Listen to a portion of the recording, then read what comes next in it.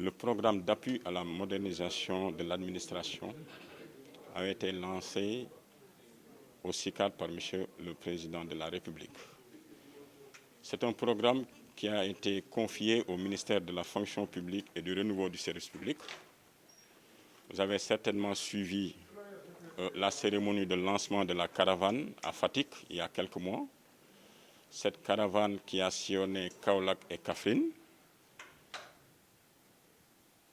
a permis, après l'installation de bureaux relais, de prendre en charge les préoccupations des usagers depuis les régions de l'intérieur.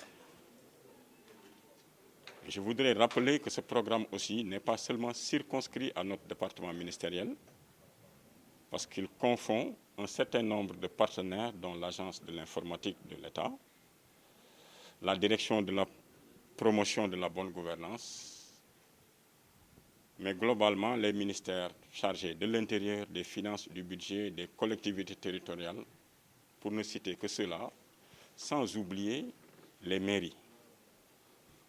Puisque un certain nombre de pas ont été jusque-là franchis à travers les activités évoquées tantôt, nous avions pensé réunir tous ces acteurs, tous ces partenaires autour d'une table pour discuter des procédures de dématérialisation dans le seul but de mieux prendre en charge les préoccupations des usagers qui sont la raison d'être du service public. Cet atelier donc a été convoqué pour permettre aux différents acteurs de se prononcer par rapport à ce qui a été fait dans leur secteur respectif, mais aussi de s'accorder pour qu'il y ait une synergie d'action entre les différents partenaires pour qu'au final, qu'on obtienne les résultats attendus. Et ces résultats, c'est quoi? C'est une meilleure satisfaction des usagers du service public, notamment à travers la dématérialisation.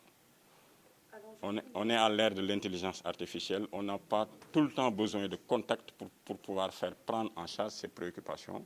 Cet atelier vient alors servir de cadre d'harmonisation à ces différents partenaires que je viens d'évoquer tout de suite. Mais je suis à l'aise pour le dire parce qu'on n'est pas au tout début du processus, ça il faut le signaler. La dématérialisation, elle est effective depuis un certain nombre d'années dans beaucoup de services publics. Maintenant, le PAMA vient en appui à ce qui s'est conçu, par exemple, à la Direction générale des impôts et domaines, à la Direction des douanes, au ministère des collectivités territoriales. Vous avez vu récemment, lors de la gestion de la pandémie, c'est en cours d'ailleurs, toutes les mesures qui avaient été prises au ministère de l'Intérieur, au moins de la dématérialisation. Donc ce programme vient en appui aux différents segments de l'administration pour qu'on prenne ensemble les préoccupations des usagers de la façon la plus efficiente. C'est pour dire donc que le processus est lancé depuis longtemps.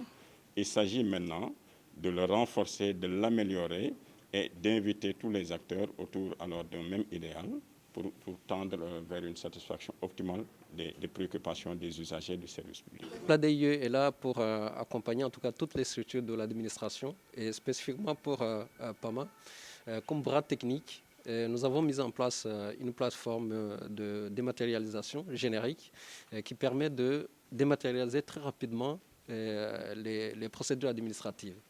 Et aujourd'hui, nous avons dématérialisé beaucoup de procédures et la manière dont nous travaillions avant, nous voulons changer un tout petit peu en essayant de co-construire toutes les solutions que nous mettons à la disposition des administrations.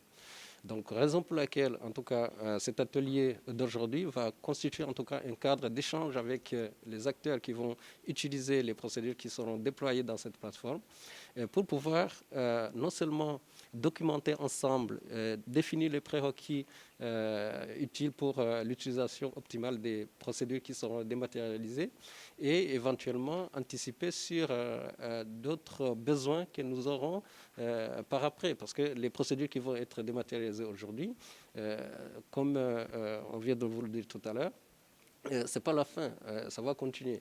Donc du coup, cet atelier en tout cas va nous permettre, côté ADIE, de pouvoir non seulement recueillir les avis de tous les acteurs pour non seulement améliorer en fait la solution, mais aussi de pouvoir anticiper sur d'autres travaux à venir.